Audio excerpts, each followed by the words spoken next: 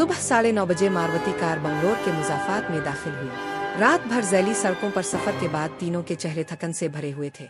अंजलि ने माँ का हाथ थाम कर आहिस्तगी से कहा कि माँ, अब तो शहर करीब आ गया है ना। विधया ने बेटी के सर पर हाथ रखा और धीरे से जवाब दिया कि हाँ बेटी, बस थोड़ा सा और सब्र करो।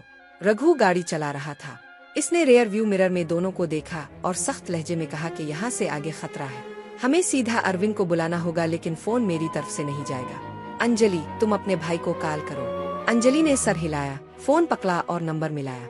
दूसरी तरफ अरविंद की आवाज आई। वो घबरा कर बोला कि हेलो अंजलि, ये नंबर किसका है? तुम कहाँ हो? अंजलि ने तेजी से कहा कि भैया, मैं और माता महफूज हैं, फिक्र ना करो, हम बंगलोर आ गए हैं। अभी दफ्तर से सीधे घर आ जाओ, हम इंतजार कर रहे हैं। अरविंद के लहजे में खुशी और हैरानी मिली जली थी। वो बोला कि सच में तुम दोनों ठीक हो?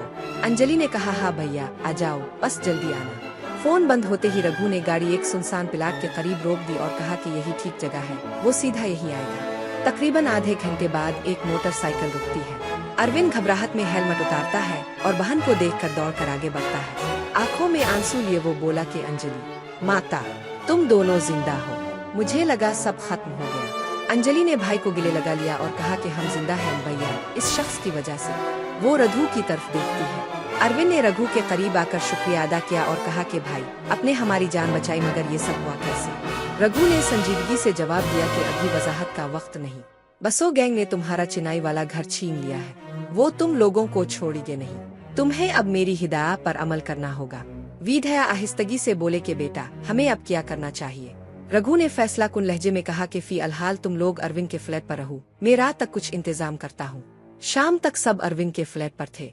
अंजलि और विधया ने सुकून की सांस ली, मगर रघु बार बार खिड़की से बाहर देख रहा था। अंजलि ने फिक्रमंदी से पूछा कि तुम कुछ बेचैन लग रहे हो, कहाँ जा रहे हो? रघु ने मुख्तसर जवाब दिया कि कुछ मालूमात लेनी है, ज्यादा देर नहीं लगेगी, दरवाजा अंदर से बंद रखना। ये कहकर वो निकल गया। रात के 7 बजे अचानक बिजली चली गई। कमरा अंधेरे में डूब गया। अंजलि घबरा कर बोली कि भैया, ये क्या हुआ? अरविंद ने कहा कि शायद आम पावर किट है, मैं देखता हूँ। वो अभी खिड़की के पास गया ही था कि अचानक दरवाजा जोर से टूटा और 5 मुसल्ला गुंडे अंदर घुस आए। उनके हाथों में मशीन गिने और लोहे की राड्स थी। एक गुंडा गरा के हिलना मत, वरना यही खत्म कर देंगे। अंजलि और विधया चीख उठी। अरविंद ने मुजाहमत की कोशिश की, लेकिन एक गुंडे ने पिस्तौल का बट इसके सर पर मारा। वो जमीन पर गिर पड़ा। अंजलि चीखती रही, मगर गुंडों ने तीनों को रस्सियों से बांधकर मुंह पर कपड़ा ठूंस दिया। बाहर एक वैन खड़ी थी। उन्हें खींचते हुए इसमें डाला गया और वैन अंधेरे में तेजी से रवाना हो गई। जब रघु वापस लौटा तो फ्लैट सुनसान था। दरवाजा टूटा हुआ और जमीन पर खून के कतरे पड़े थे। इसी लम्हे इसकी नजर मेज हर पड़े एक नोट पर पड़ी, जो पत्थर के नीचे दबा था और ऐसे रखा था कि फौरी नजर आ सके। इसने उठा पर नोट पड़ा। लिखा था, ए नामलूम दुश्मन, अगर अपने साथियों को जिंदा देखना है तो रात 8 बजे पुरानी फैक्ट्री आ जा।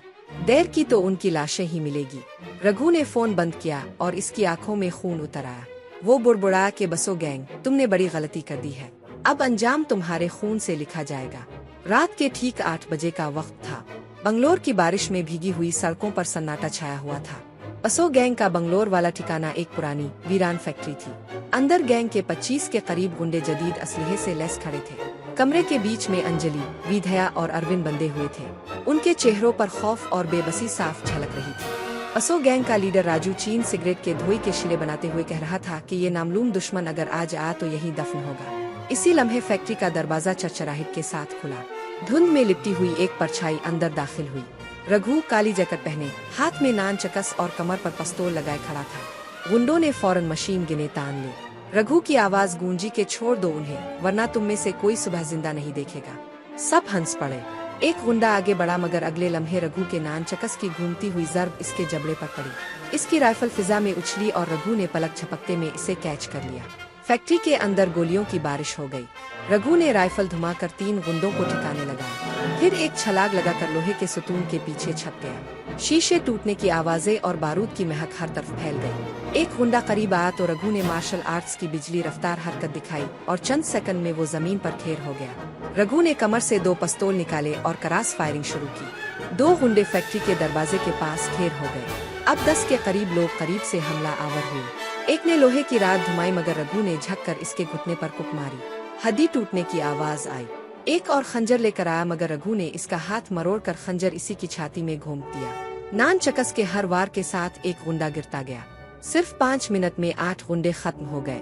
रघु तेजी से कैदियों की तरफ बढ़ा, मगर पीछे से राजू चीन AK-47 लिए खड़ा था। इसने फायर किया, मगर रघु ने एक मेज को ढाल बनाकर गोलियां रोक ले। फिर मेज फेंक कर राजू पर झपटा। राजू चीन एक खतरनाक फाइटर था। इसने मुक्कों की बारिश कर दी, मगर रघु ने हर वार रोका और एक फ्लाइंग कुक इसके सीने पर मारी। राजू लड़खड़ा, मगर संभला और चाकू निकाल लिया। दोनों के दरमियान खूनी मुकाबला शुरू हो गया।